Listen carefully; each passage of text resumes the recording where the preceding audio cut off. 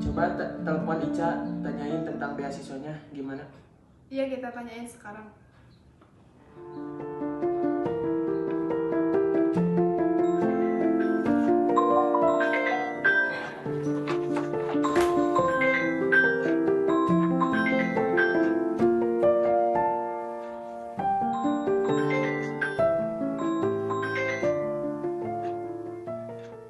Halo, Ya, kenapa mah? kenapa lama sekali sih diangkatnya? Apaan sih mau baru aja telepon? Ada apa? Mama sama papa mau nanyain soal beasiswa kamu. Pokoknya nanti kalau udah ada hasilnya kabarin mama ya. Iya, nanti Ica kabarin mah. Tapi kalau misalnya nanti hasilnya nggak sesuai, maafin Ica. Ica udah berusaha buat dapetin beasiswanya, tapi Ica belum tahu ini hasilnya gimana. Lo, papa sama mama belum lihat kamu harus dapetin beasiswa itu. Hasilnya harus bagus. Karena ada semua orang bisa dapetin beasiswa keluar negeri. Kamu jangan ngomongin keluar ya. Pak, mah udah cukup. Papa sama mama selalu neken Ica. Ica capek. Ica udah bilang selama ini Ica udah berusaha. Kita tinggal nunggu aja hasilnya. Nanti pun kalau misalnya ada hasilnya, Ica pasti kabarin mama sama papa. Mama kenapa sih? Mama sama papa tuh nggak pernah ngertiin Ica. Kamu jangan banyak lawan. Pokoknya kamu harus dapetin beasiswa itu. Kamu itu harus ngerti. Kamu harus jadi contoh buat adik kamu. Kamu itu orang pertama. Kamu harapan mama sama papa. Harapan keluarga juga. Semuanya dari kamu. Jadi jangan sampai kamu ngecewain semuanya. Gak sedikit loh kami ngeluarin biaya buat kamu.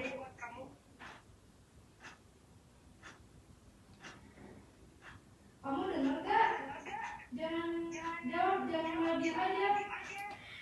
Mama sama papa selalu aja kayak gitu. Beasiswa tanpa tahu perjuangan Ica kayak gimana. Mama tahu nggak ada yang lebih penting dari beasiswa? Kenapa mama? Kenapa mama sama papa selalu neken Ica? Kenapa nggak pernah ngertiin Ica? Kenapa nggak pernah support Ica, mah? Ica butuh mama. Ica butuh mama sama papa. Ica capek harus terus dituntut kayak gini. Ica berjuang sendiri. Kadang Ica nggak yakin sama kemampuan Ica milikin. Ica juga sering takut kalau kenyataannya nanti nggak sesuai sama apa yang Ica, mama, papa harapin. Ica takut kecewain semuanya, mah. Hal ini jelas penting mas. Mama sama papa ingin yang terbaik buat kamu, buat masa depan kamu juga. Udah lama, Ica capek, Ica mau istirahat dulu.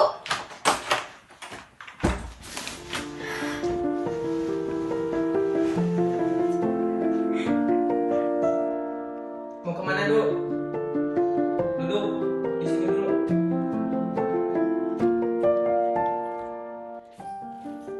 Kakak gagal ya dapat beasiswa itu. Kami tahu kakak gagal dapat beasiswa itu. Seenggaknya kakak udah berusaha, Pak.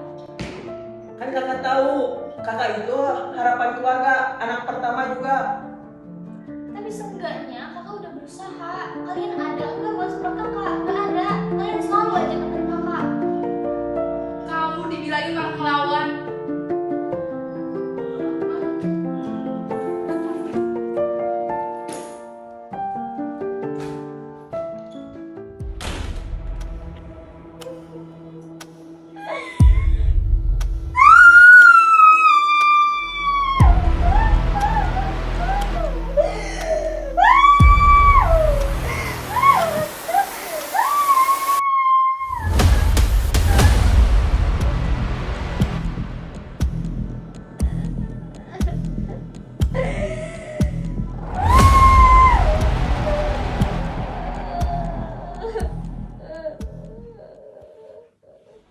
Banyak yang bilang hidup itu adil.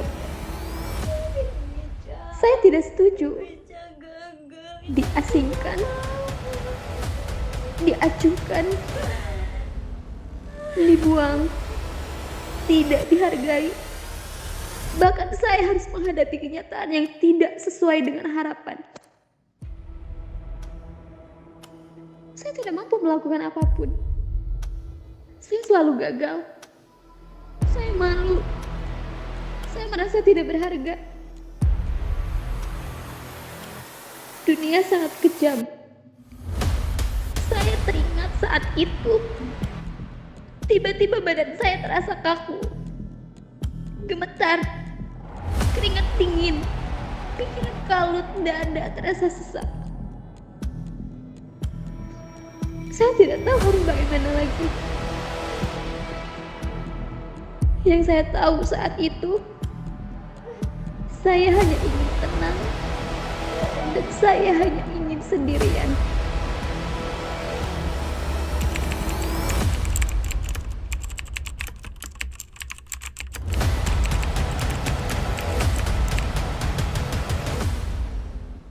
Masalah kesehatan jiwa sering sekali kurang dikenali keberadaannya.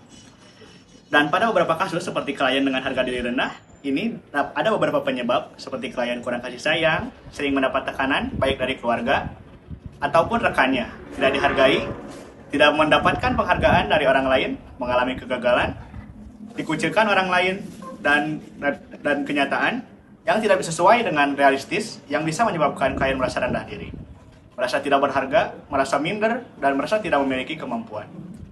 Untuk itu, saya dengan rekan tim saya akan membantu klien ini untuk meningkatkan harga dirinya dan untuk membantu klien keluar dari masalah kesehatan jiwa ini. Assalamualaikum Teh.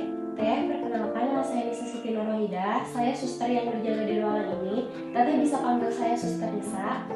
Saya yang akan merawat Teteh selama 1 minggu ke depan. Kalau boleh tahu siapa namanya Teh? Teteh jangan takut dengan saya yang akan menjaga Teteh selama 1 minggu ke depan dan saya yang akan berbincang-bincang dengan Teteh. Namanya siapa Teh? Baik, Teteh senangnya dipanggil apa? Ica, Sus. Ica, baik Ica. Gimana perasaannya hari ini? Saya merasa tidak berguna. Kenapa Ica bisa merasakan hal seperti itu? Apa yang membuat Ica merasa tidak berguna? Saya tidak bisa melakukan apa-apa, Sus. Saya tidak punya kemampuan apapun. Mengapa Ica merasa seperti itu? Baiklah, Teteh, di sini kita akan berbincang-bincang. Mau berapa lama? 10 menit saja, Sus. 10 menit saja waktunya di sini. Baiklah, kita mulai ya Teh. Sebelumnya saya mau tanya dulu tentang penilaian Teteh terhadap diri Teteh. Tadi Teteh mengatakan bahwa Teteh merasakan tidak berguna di rumah. Apa yang menyebabkan Teteh merasakan hal seperti itu? Saya tidak berguna, Sus. Saya tidak memiliki kemampuan apapun. Saya sudah gagal untuk mendapatkan beasiswa yang orang tua saya mau. Begitu ya Teh, jadi Teteh merasa gagal memenuhi keinginan orang tua Teteh. Apakah ada hal lain yang tidak menyenangkan yang Teteh rasakan, atau bagaimana hubungan Teteh dengan orang tua Teteh, dengan keluarga dan teman-teman setelah Teteh merasakan hidup Teteh yang tidak berarti dan tidak berguna ini? Saya tidak tahu harus bagaimana, Sus. Saya tidak memiliki teman saya pun banyak yang mengejek saya karena saya sudah gagal, Sus. Lalu dengan orang tua saya pun saya sudah mulai rendah, Sus. Ada lagi Teh, tadi Teteh mengatakan gagal dalam memenuhi keinginan orang tua. Sebenarnya apa saja sih harapan orang tua Teteh? Orang tua saya ingin saya mendapatkan beasiswa, namun saya gagal, Sus. Oh, kalau begitu, gini ya Teh. Untuk mencapai harapan-harapan Teteh, mari kita sama-sama menilai kemampuan apa saja yang Teteh miliki. Saya akan melatihnya dan akan dikembangkan. Coba Teteh sebutkan kemampuan apa saja yang Teteh miliki. Terus kegiatan rumah tangga apa yang biasa Teteh lakukan? Mungkin kalau di rumah saya suka membereskan tempat tidur, Sus. Lalu menyapu dan mencuci piring, Sus. Wah, bagus sekali ya Teh, ada 3 kegiatan yang bisa Teteh lakukan. Nah, sekarang dari 3 kemampuan tersebut kita latih satu-satu ya Teh. Mau yang mana dulu? Membereskan tempat tidur, Sus. Baik Teh, untuk yang pertama kita akan melakukan latihan membersihkan tempat tidur. Sebelumnya tempat tidur Teteh sebelah mana ya Teh? Di sana, Sus. Ya udah, kita ke sana ya Teh.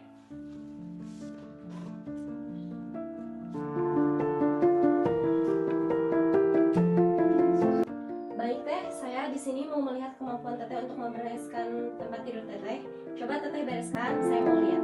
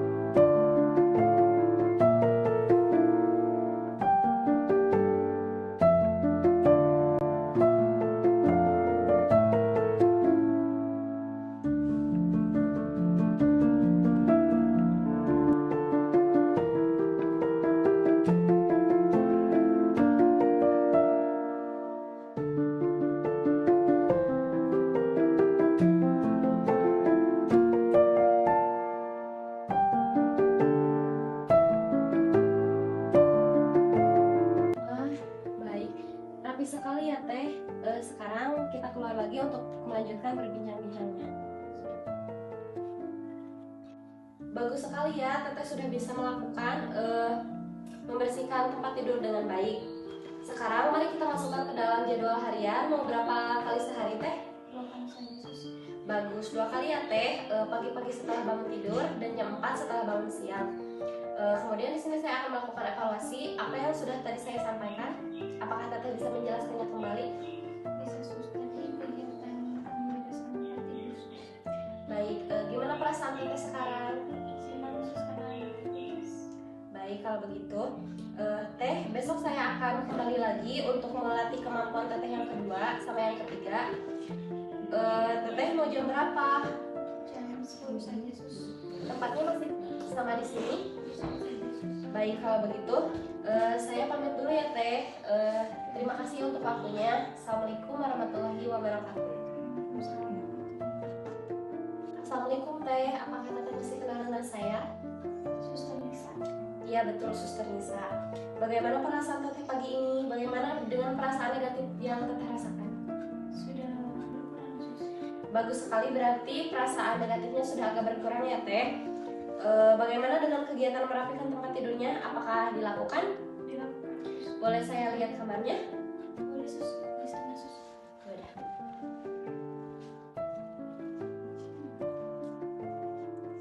Wah, rapi sekali ya Teh, bagus sekali, berarti Teteh sudah bisa melakukan dengan baik dan benar. Baik ya Teh, kalau begitu sekarang kita akan melanjutkan latihan kegiatan yang kedua, yaitu latihan cuci piring. Untuk waktunya sama 10 menit. Mari kita latihan ke dapur.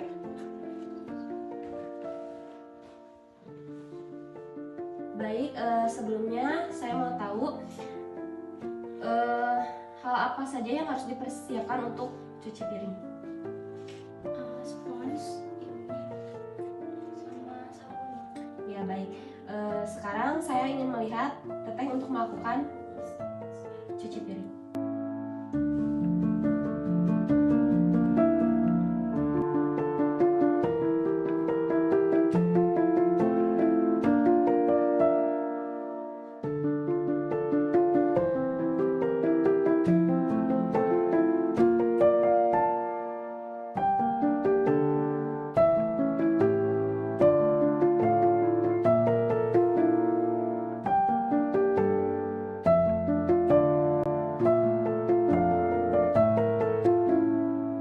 Bagus sekali ya, Teteh sudah melakukan mencuci gelas dengan baik dan benar.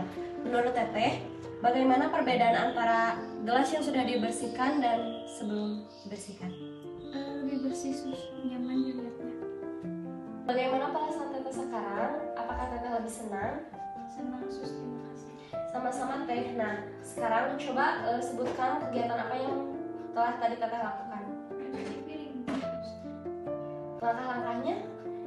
Tadi lihat dulu apa ada spons atau enggak, terus lihat apa ada sabun atau enggak. Udah gitu sabunnya dituangkan ke spons, lalu ambil piring atau gelas yang sudah dan kotor, yaitu cuci dan bersihkan pakai air sus. Bagus, Teteh sudah bisa melakukan cuci piring dengan baik dan benar. Sekarang mari kita masukkan ke dalam jadwal seharian Teteh. Mau berapa kali sehari Teh? 3 kali saja sus. Baik, 3 kali ya Teh. Setelah beres makan, setelah sarapan, makan siang dan makan malam ya Teh. Kalau Teteh melakukan, Teteh beri tanda M. Tapi kalau Teteh mencuci piring dibantu atau diingatkan perawat, Teteh beri tanda B. Tapi kalau Teteh tidak melakukan, Teteh beri tanda T. Baik, besok kita ketemu lagi ya Teh. Saya akan kembali lagi untuk melatih kemampuan Teteh yang ketiga. Waktunya sama, jam 10 di tempat ini juga. Apakah Teteh bersedia? Baik, terima kasih ya Teh untuk waktunya. Assalamualaikum warahmatullahi wabarakatuh. Assalamualaikum Teteh. Apakah Teteh masih ingat dengan saya? Suster Nisa. Iya betul, Suster Nisa. Bagaimana perasaan Teteh pagi ini? Bagaimana dengan perasaan negatif yang Teteh rasakan? Sudah mulai membaik, sudah berkurang. Bagus sekali, berarti perasaan tidak berguna yang Teteh rasakan sudah berkurang ya. Boleh saya lihat buku catatan kegiatan yang kemarin saya berikan pas sore hari? Merapikan tempat tidur sudah dilakukan ya Teh. Terus untuk mencuci piring baik sudah dilakukan juga.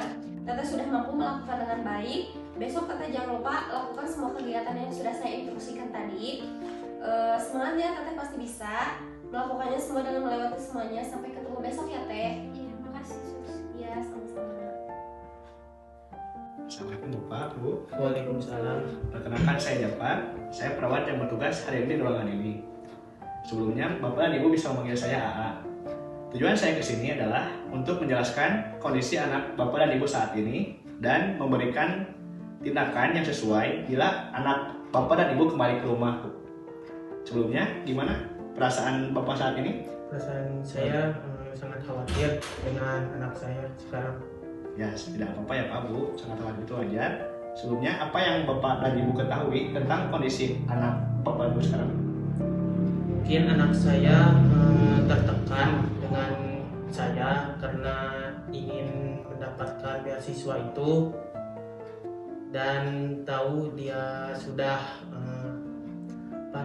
berusaha dan dia gagal dan saya tidak bisa menerimanya. Oh iya benar Pak, Bu. Saya juga mendapatkan konfirmasi dari rekan tim saya bahwa kondisi anak Bapak dan Ibu saat ini sangat mengkhawatirkan karena dirinya selalu murung, merasa dirinya tidak mempunyai harga diri, dan merasa dirinya tidak mempunyai kemampuan apapun. Baik Pak, Bu, sebelumnya apa yang Bapak ketahui tentang kemampuan anak Bapak pada saat di rumah? Anak saya saat di rumah itu suka membantu orang tuanya, suka menyapu, mencuci piring, dan membereskan tempat tidur sendiri. Baik Pak, Bu, langsung saja saya akan menjelaskan cara merawat anak Bapak dan Ibu ketika kembali ke rumah dan cara memberikan pujian ketika anak Bapak dan Ibu melakukan tindakan dengan baik dan benar. Baik, kalau begitu sebelumnya apakah Bapak dan Ibu bisa dimengerti? Bisa. Baik Pak, Bu, jika sudah dimengerti, apakah Bapak dan Ibu bisa menjelaskan kembali apa yang sudah dijelaskan oleh saya? Ya, kami akan selalu memantau perkembangan anak kami dan menyiapkan alat-alat ketika anak kami mempunyai kegiatan yang sudah terjadwal dan memberikan pujian agar harga diri anak kami meningkat. Baik, bagus ya Bu. Ibu bisa menjelaskan kembali apa yang telah saya jelaskan tadi. Nah, untuk itu saya mempunyai catatan kegiatan anak selama kegiatan di rumah sakit untuk Bapak bisa memantau keadaan dan kegiatan yang akan dilakukan ketika kembali ke rumah. Nah, akan tetapi ketika anak kembali kambuh, Bapak bisa menghubungi kembali nomor yang tertera pihak puskesmas untuk pihak puskesmas bisa melakukan rujukan ke pihak rumah sakit kami. Apakah Bapak dan Ibu bisa dimengerti? Bisa. Baik, ketika sudah dimengerti, cukup sekian ya Pak pertemuan kami. Bapak dan Ibu bisa kembali 2-3 hari ke depan untuk mengetahui kondisi dari keadaan anak Bapak dan Ibu kembali. Cukup sekian ya Pak, Bu. Untuk pertemuannya, saya izin pamit. Wassalamualaikum warahmatullahi wabarakatuh.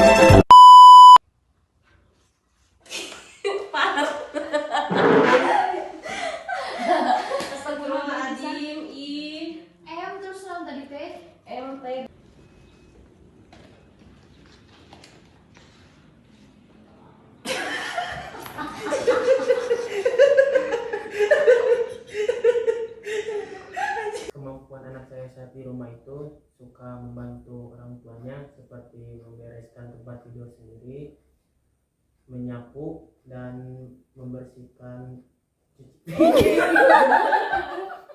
Ya Allah. Padil ih, padil ih. ya Allah, Bersihkan piring itu nana kawan.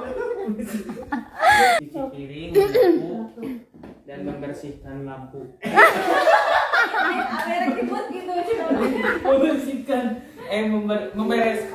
membereskan tempat tidur. Gak pernah.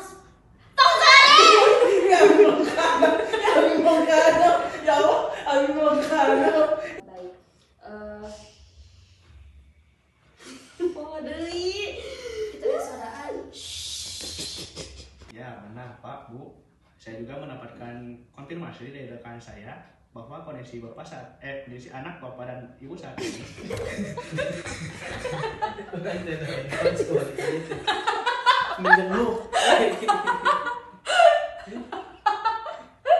Di mana kalian ada supportnya enggak? Selama kakak berusaha sekarang ah.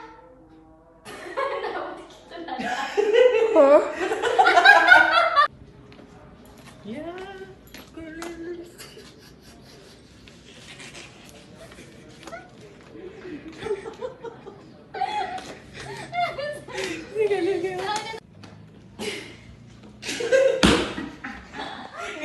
Jadinya bukan langsung. BTS sih padil loh.